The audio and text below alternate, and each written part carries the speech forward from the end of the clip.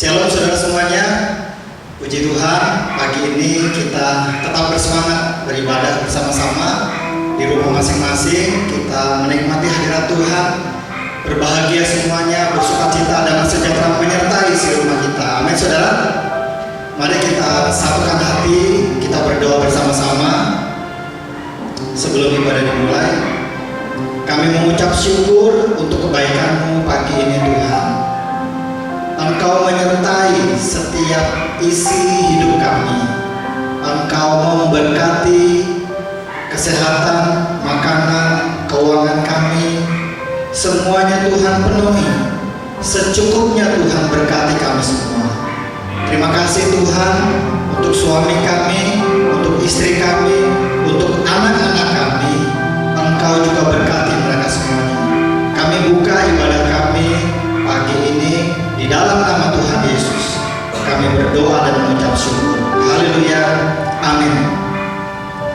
Pagi ini saya mau mengajak pada saudara semuanya untuk mengucap syukur dalam setiap kehidupan kita. Amin. Setiap pagi Tuhan memberkati dengan kasih karunia. Selalu baru setiap pagi.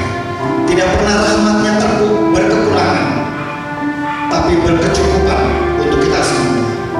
Aku hendak bersyukur. Terima kasih Tuhan. Yesus, terima kasih Tuhan.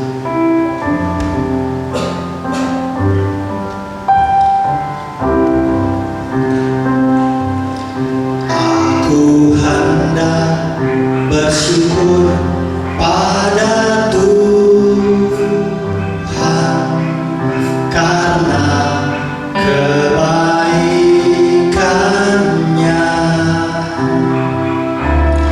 dan bermazmur bagi nama Tuhan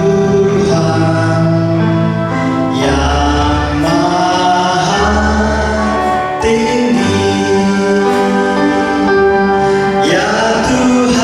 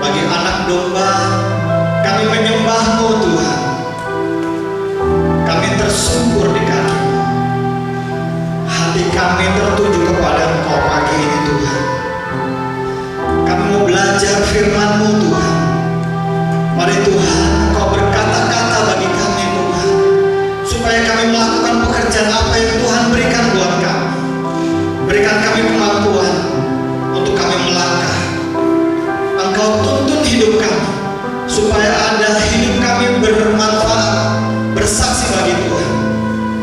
Terima kasih Tuhan.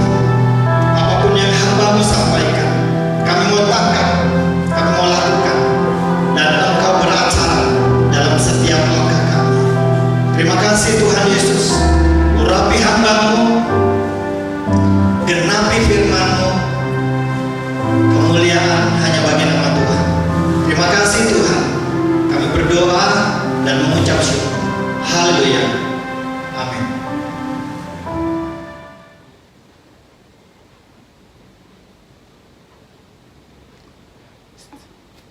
Shalom, Bapak Ibu Saudara sekalian yang saya kasihi. Saya berterima kasih, senang sekali saya boleh melayani Bapak Ibu sekalian untuk minggu ini.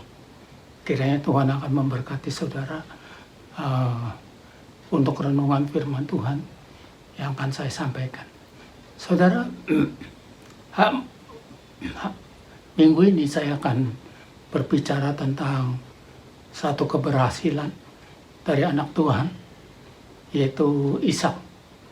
Saudara, mari kita buka Alkitab kita di dalam Kejadian 26 ayatnya yang ke-1 sampai yang ke-4. Kejadian 26 ayatnya yang ke-1 sampai ke-4, demikian bunyinya.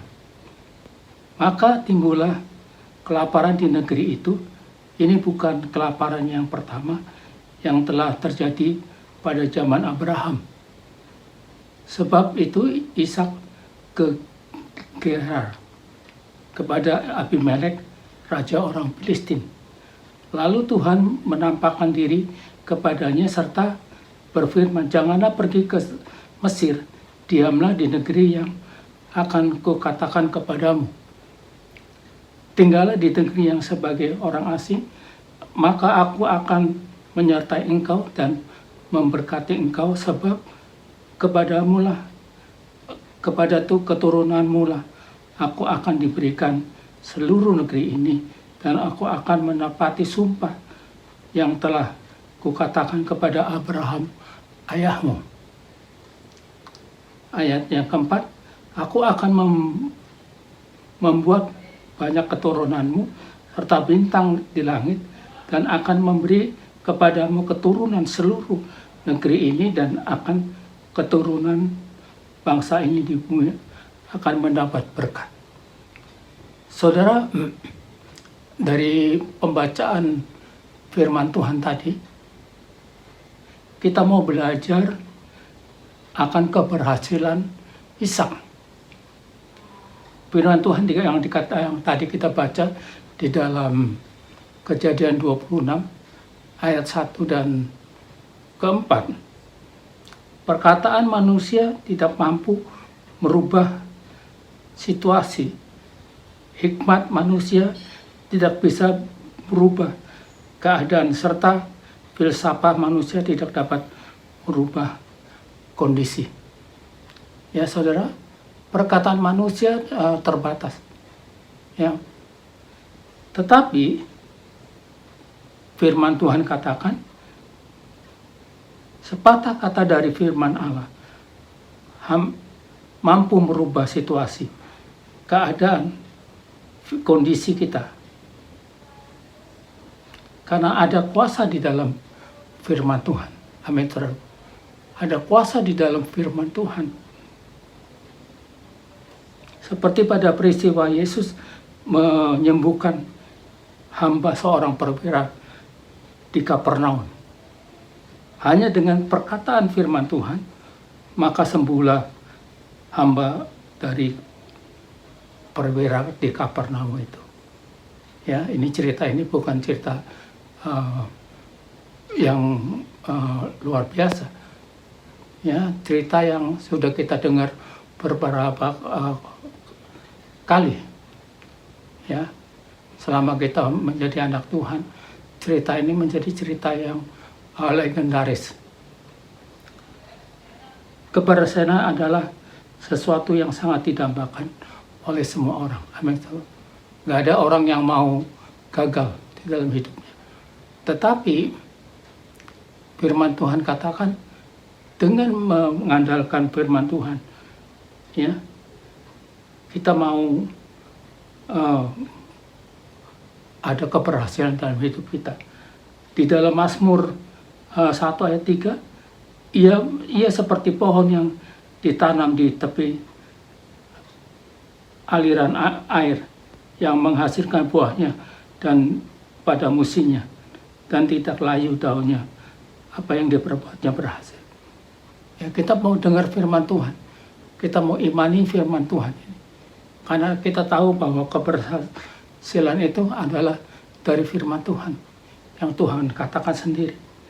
Ishak seperti seorang yang berhasil meraih keberhasilan di masa paceklik, ya, masa yang sukar, karena ia diberkati oleh Tuhan. Secara perhitungan manusia, secara logika tidak mungkin di masa yang sukar orang menjadi kaya. Bahkan kian lama kian kaya, sehingga ia menjadi sangat kaya. Ya, saudara bisa baca di dalam Kejadian 26 ayat yang ke-13. Tetapi itulah yang dialami oleh Ishak. Ya. Kita tahu bahwa masa paceklik yang ada di Israel, nggak mungkin orang bisa menjadi kaya. Tapi ini firman Tuhan, ya, dia menjadi kaya, semakin kaya, bahkan sangat amat kaya.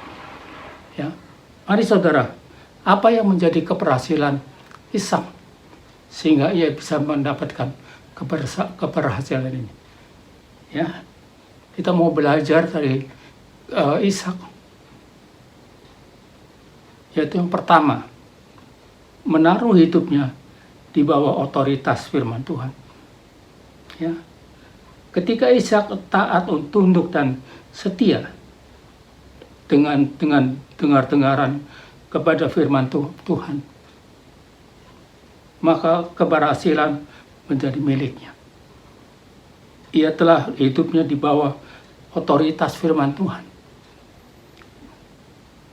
Karena firman Tuhanlah yang menjadi kekuatan Ishak dan menyelamatkan setiap orang percaya.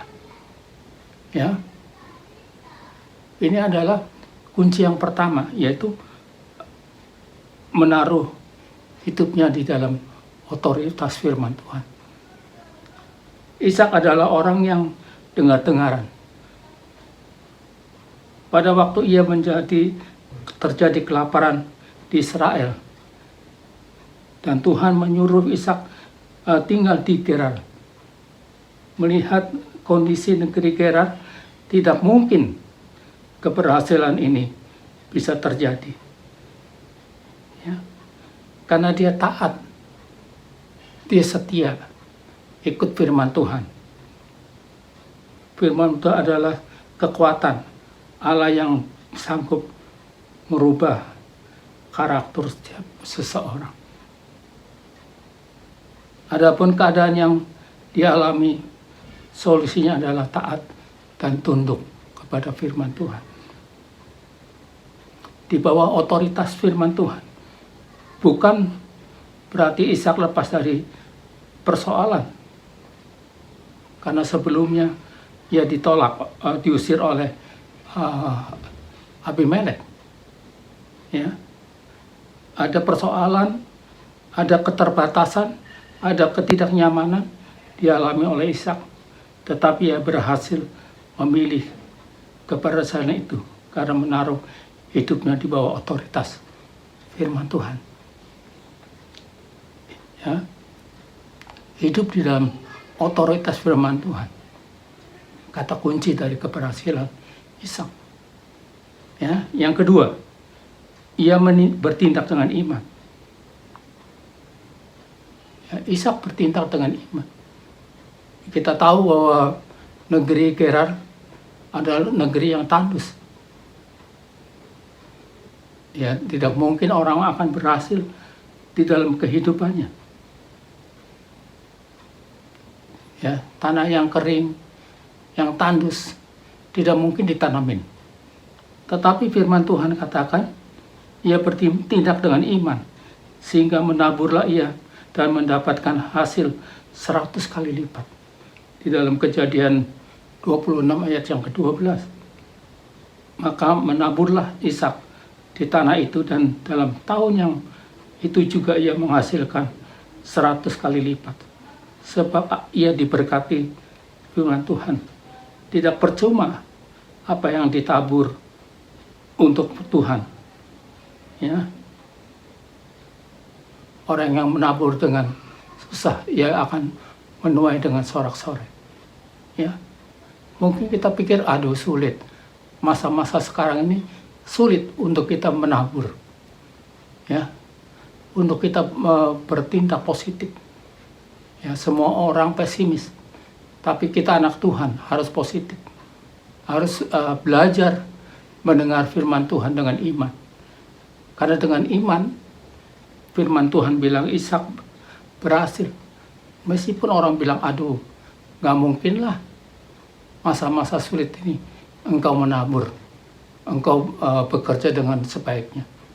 Ya, kalau orang dengar negatif, selalu akan berpikir, iya ya, dalam situasi seperti mana mungkin. Tapi Ishak tidak berpikir seperti itu. Meskipun dalam paceklik, meskipun dalam keadaan yang susah, di tanah yang tandus, ia beriman. Karena firman Tuhan katakan, dia harus bersikap positif. Yang ketiga, membangun mezbah. Ya, ini penting buat kita. Ya, mungkin kita lemah, mungkin kita dalam keadaan sangat kurang enak.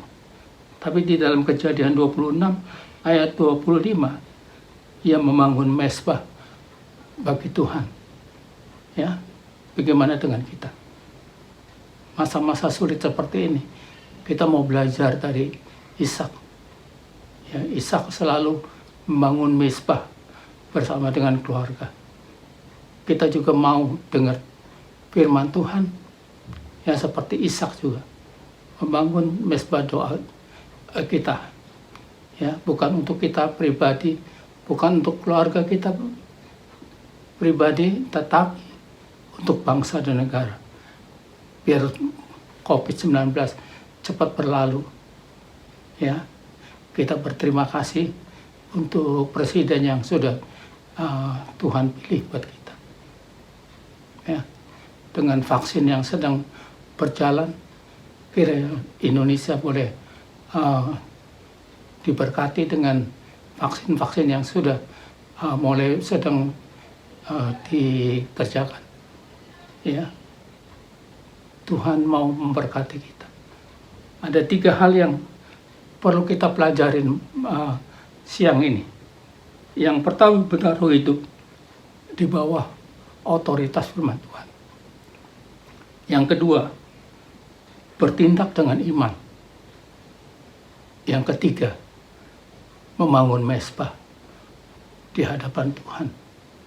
Ini adalah kunci-kunci yang Ishak berhasil di dalam masa-masa paceklik seperti ini. Mungkin kita juga sama. Ya, masa-masa sulit seperti ini. Tapi kalau kita mau belajar dari keberhasilan Ishak, saya percaya Tuhan akan memberkati kita juga. Nama Tuhan selalu dipermuliakan. Terima kasih. Tuhan memberkati kita semua. Mari kita berdoa. Bapa kami dalam surga, kami berterima kasih untuk firman-Mu. Meskipun firman-Mu singkat, tapi kami mau belajar dari keberhasilan dari Ishak. Oh Tuhan, kami percaya firman-Mu akan memberikan kekuatan, penghiburan buat kita semua. Dan siapa yang mendengar firman-Mu, mungkin ada kesulitan, ada masa-masa sulit di kehidupan kita. Tapi kalau kita mau berfirman, mau dengar firman Tuhan, mau kita imani, mau datang ke bawah Tuhan dengan mezbah-mezbah kita, Engkau akan memberkati. Terima kasih Tuhan. Di dalam nama Tuhan Yesus Kristus, kami sudah berdoa dan mengucap syukur. Amin. Saudara sudah dengar firman Tuhan? Sudah ya, puji Tuhan. Kita belajar melakukannya sekalipun kita tidak pernah bertemu, tapi firman Tuhan yang sudah disampaikan buat kita semua, kita belajar melakukannya. Puji Tuhan, kita akan dengarkan sedikit pengumuman yang akan saya sampaikan buat saudara semua. Saya mengucapkan selamat ulang tahun buat jemaat, Bapak, Ibu, Saudara-saudari semua, adik-adik yang berulang tahun di bulan Februari. Tuhan Yesus memberkati, Tuhan Yesus menggenapi doa-doa saudara semuanya. Amin. Kiranya bertambah umur, bertambah dewasa dalam rohani, bertambah dewasa dalam segala apapun. Tuhan menggenapi firman-Nya dalam hidup saudara-saudara semuanya. Saya akan sampaikan firman yang kedua.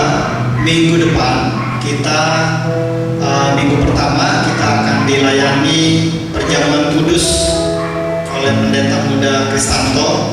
Saudara siapkan medianya, air sebagai anggur, roti sebagai tubuh Kristus.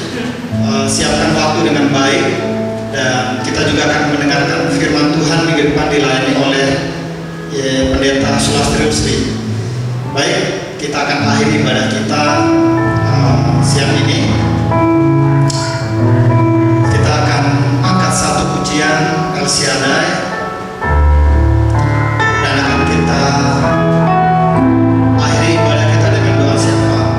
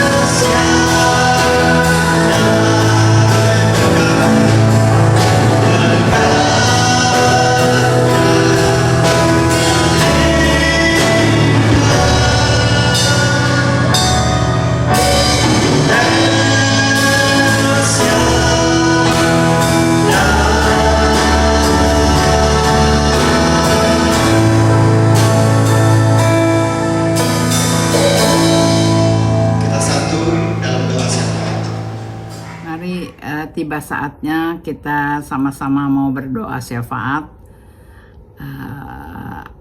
Kita tunduk tundukkan kepala kita dan kita menaikkan doa. Bapa kami yang dalam surga, terima kasih Tuhan kalau pada siang hari ini kembali kami sudah mendengarkan firman Tuhan yang menjadikan kekuatan bagi kami. Biar sekiranya walaupun melalui online, tetapi kami masih bisa mengikuti ibadah ini. Kami tahu ini semua karena kasih kemurahan-Mu. Bapak, pada siang hari ini kami mau berdoa untuk negara dan bangsa kami.